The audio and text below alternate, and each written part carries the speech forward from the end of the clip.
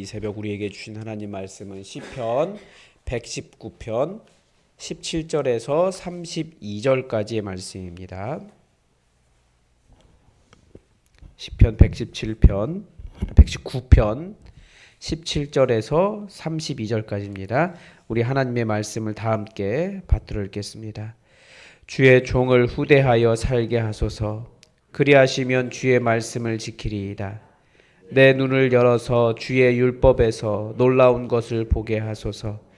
나는 땅에서 나그네가 되었사오니 주의 계명들을 내게 숨기지 마소서. 주의 규례들을 항상 사모함으로 내 마음이 상하나이다. 교만하여 저주를 받으며 주의 계명들에서 떠나는 자들을 주께서 꾸짖으셨나이다.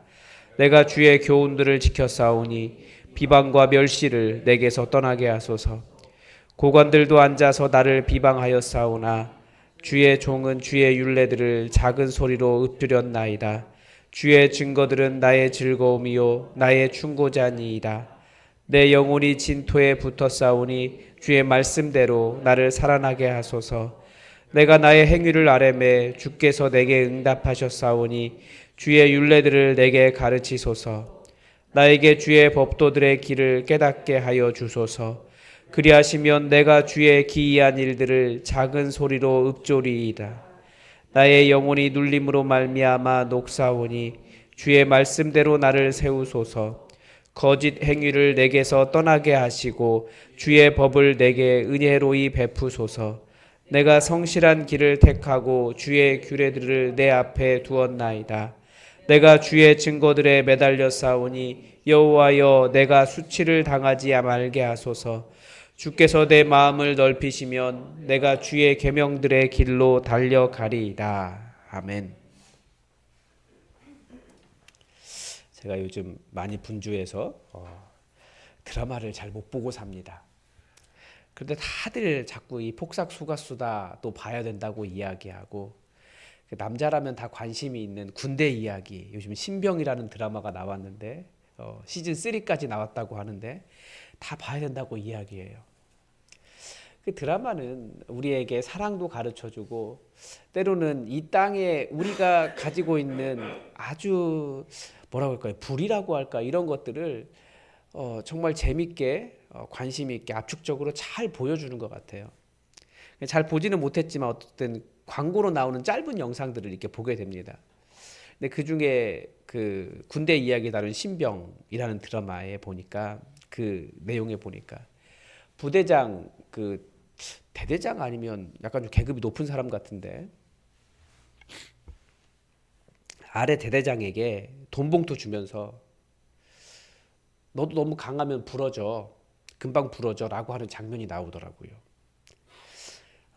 그 짧은 내용이지만 제가 파악하기로는 그 대대장이, 그 밑에 있는 대대장이 더 높은 사람이 사적으로 사병을 이용해서 자기 진급을 위해 어떤 나쁜 짓을 한 것 같습니다. 그래서 이 대대장이 이 상급자에게 그러면 안 된다고 항의하는 장면이었습니다. 이 군대 같은 계급 사회, 더군다나 자신의 진급을 평가하고 결정할 수 있는 상급자에게 정직한 이야기하는 것이 정말 어려운 일 같더라고요. 무섭기도 하고, 그 짧은 영상이었지만 굉장히 위협하기도 하고, 너도 그렇게 살면 안 된다라는 식으로 더 오히려 나쁜 짓 하면서도 더 강력하게 자기가 더 옳은 사람인 것처럼 이야기하는 그런 장면을 보았습니다. 아마 우리나라가 그런 것 같아요. 이렇게 정직한 이야기하는 것이 참 쉽지 않습니다. 더구나 우리나라처럼 관계를 중요시하는 사회에서 상급자에게 밉보이면 앞으로 그런 이야기 듣지 않겠습니까? 뭐 그 조직 전체에서 적응을 못한다느니, 뭐 사회성이 없다느니, 그 분야에서는 앞으로 밥 먹고 사는 것은 불가능해질 가능성도 있습니다. 어제 본문에 보면 시인은 하나님의 말씀대로 따라 살기를, 말씀을 따라 살기를 바라고 있습니다. 그런데 오늘 본문에 보니까 바로 그런 일 겪는 거예요. 하나님의 말씀을 따라 살았더니 제게 이렇게 어려움이 발생하고 있습니다. 한탄하고 있습니다. 시인은 어떻게든 하나님의 말씀 따라 살고 싶은 사람이었습니다. 하나님의 증거를 따라 살고 싶은 사람이었습니다. 하나님의 증거를 따라 살면 하나님을 기대해야 돼요. 하나님의 기적을 기대하고 하나님께서 행하실 일들을 바라보는 사람이죠. 그런데 말씀 따라 살다가 어려움을 많이 당한 것 같아요. 19절 같은 경우에 보니까 나는 땅에서 나그네가 되었다 이렇게 말합니다. 하나님의 말씀 따라 살다 보니까 세상 사람들과는 삶의 방식이 달라져서 마치 이방인, 외국인처럼 되었다라는 의미입니다. 20절에서는 주의 규례들을 항상 사모했는데 오히려 마음이 상했습니다. 왜냐하면 교만하여 저주를 받고 주의 계명을 떠난 사람들이 이 시인을 책망하면서 오히려 너는 왜 그렇게 사느냐라고 핍박을 했다는 것을 알 수 있습니다. 우리가 선지서에서 계속 보지만 사람들은 하나님을 기대하는 일을 많이 포기해요. 이렇게 하나님 따라가도 선하게 살아도 하나님께서 우리에게 무슨 보상을 주시느냐 이런 이야기 많이 하지 않습니까? 그래서 22절에 보면 주의 교훈을 지켰는데 오히려 비방과 멸시가 이 시인을 떠나지 않았습니다. 23절에 보니까 이제는 고관들, 그러니까 고위 공무원들이나 자기 윗사람들이 비방을 하는 거예요, 오히려. 물론 말씀을 정직하게 따라 사는 사람과 고집스러워서 다른 사람의 말에 귀를 기울이지 않는 교만한 사람은 차이가 있습니다. 이 시인은 그런 교만한 사람과는 차이가 있는 거죠. 하나님 의지하기를, 하나님 기대하기를 포기하지 않는 거예요. 주의 말씀을 지켜가기 위해 고집스럽게 정직을 추구하는 삶과 자기 자신의 자존심을 위해 하나님을 이용하며 꺾이지 않으려고 하는 마음은 분명히 다른 겁니다. 그런데 분명히 말씀대로 살다가 답답하고 어리석고 융통성 없고 미련하다는 이야기를 들을 만한 것 같습니다. 저도 군대 이야기 했으니까 군대 생각이 나는데 혹시나 뭐 30년이 넘은 이야기지만 그때 부대장이 어려움을 겪을지도 모르겠지만 자꾸 저보고 가라 서류라고 하잖아요. 그 영수증 쓰라 그러는 거예요. 안 썼죠. 그게 정직인 줄 알고. 그런데 그것 때문에 어려움을 겪었던 것이 사실입니다. 아직도 잘 모르겠어요. 그런 가라 서류 쓰는 게 그때 관계 좋게 하기 위해서 쓰는 것이 맞았나. 지금도 기억날 정도니까요.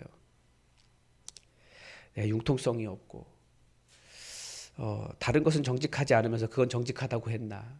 그런 마음이 드는 거죠. 최근에도 그런 경험을 계속 하고 있어요. 이제 교단을 벗어난 지가 벌써 6년, 7년째 되기 때문에 사실은 교단 소속 목회자로서 굉장히 큰 어려움이 있는 것이 사실입니다. 동기 목사님들 중에 이 문제를 해결해 주시겠다는 분이 계셨습니다. 그 본인이 섬기는 교회의 전도 목사로 서류를 넣으면 된다는 것이었습니다. 많은 분들이 그렇게 하시니 그렇게 하시는 분들이 계시기 때문에 저도 그렇게 해보려고 했습니다. 그런데 이 문제를 또 다른 목사님과 의논을 했더니 절대 그렇게 하지 말라는 거예요. 왜냐하면 그게 바로 가짜 서류라는 거죠. 실제로 그 교회의 파송 목사가 아닌데도 서류상으로 문제 없으니 괜찮다라고 하는 그런 작은 부정직함 때문에 한국 교회에 문제가 있다. 작은 거짓을 용납하고 다들 그래도 괜찮아라고 하는 분위기가 큰 거짓을 낳는다라는 거예요. 나름대로 한국 교회가 바르게 되기를 바라며 이 길을 택했는데 한국 교회의 부정직함에 일조는 할 수 없어서 서류상으로 아무 문제 없게 하는 일을 하지 않았습니다. 그런데 최근에 제가 나온 신학교에서 이런 비슷한 문제가 발생을 했습니다. 우리가 뭐 다 아는 이야기니까. 정광훈 씨 아들 내외가 제가 나온 신학대학원에 다니고 있었습니다. 장신대는 교단 신학교이기 때문에 신학대학원은 교단 교회에서 사역하도록 되어 있거든요. 그걸 매 학기마다 서류를 내야 돼요. 그런데 그 아들 내외가 교단 교회가 아닌데 입학할 때도 이제 학기마다 내는 것을 신학 계속 추천서라고 하는데 그 신학 계속 추천서도 다 눈을 감아주는 그쪽 편을 드는 목사님들의 도장을 받아서 신학교를 다니고 있었습니다. 그래서 학교 안에서 정치 활동을 많이 했죠. 뭐 붙이고 뭐 그 반대쪽 입장에 그 정치적이니까 반대쪽 입장에 나와 그 얘기하기에는 서류 그 대자보는 다 띄워버리고 자기 거 붙이고 뭐 이런 식의 일들도 하고 뭐 그랬습니다. 입학 때도 다 알았으면서 서류상으로 문제 없으니 괜찮다 이렇게 했던 거예요.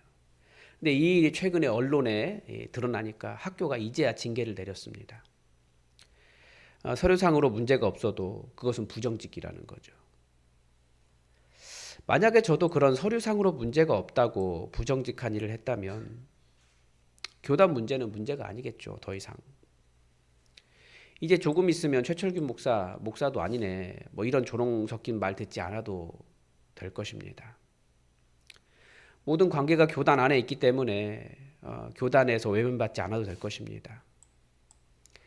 25절에서 시인이 말한 대로 내 영혼이 진토에 박혀 있다는 내용이 저는 너무나 아프게 다가왔습니다. 그래도 우리에게 중요한 것은 하나님 앞에서 정직한 것이 더 중요합니다.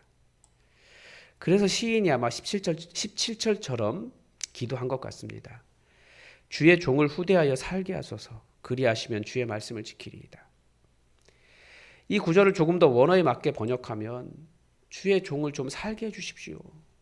내가 살아서 어떻게든지 더욱더 주의 말씀을 지키겠습니다. 이런 것입니다. 말씀 따라 정직하게 사는 것이 실제로 삶의 위협이 됩니다. 그래서 주님, 제발 주의 종을 살 수 있게 해주세요.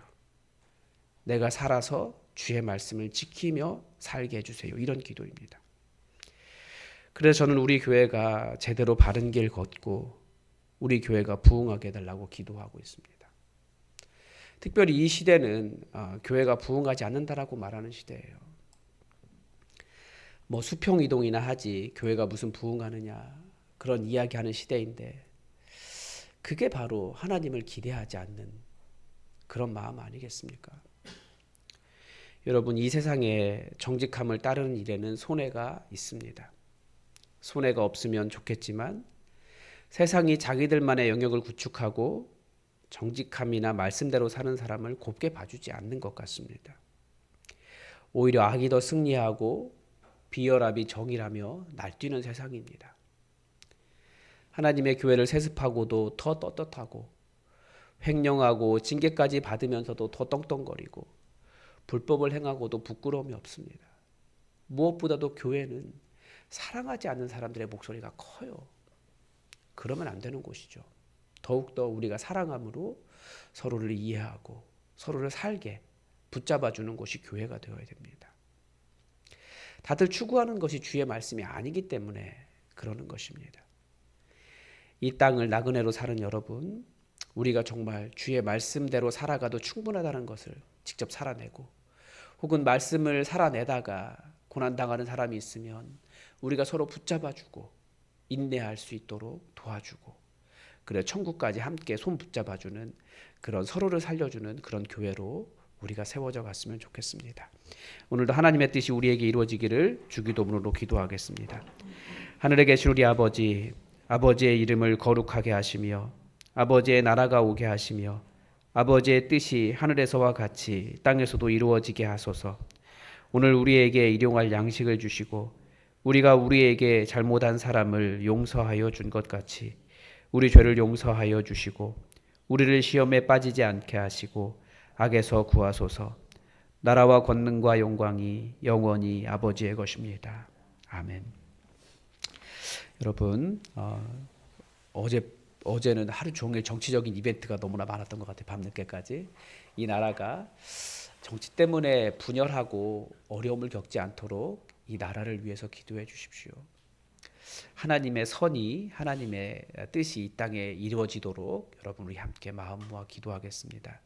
그리고 우리 교회가 말씀 따라가는 교회 꿈꾸고 있는데 하나님의 말씀이 바르게 선포되고 우리가 하나님의 음성 제대로 듣고 정말 정직과 공의의 길을 걸어가는, 그리고 사랑의 길을 걸어가는 우리 교회 되도록 기도해 주시고, 이번 주에 예수 영접 모임이 있습니다. 우리가 복음 전하는 일이 우리 사명인데 예수 영접 모임에 이번 주에도 큰 은혜 달라고 여러분 함께 기도해 주시기 바랍니다.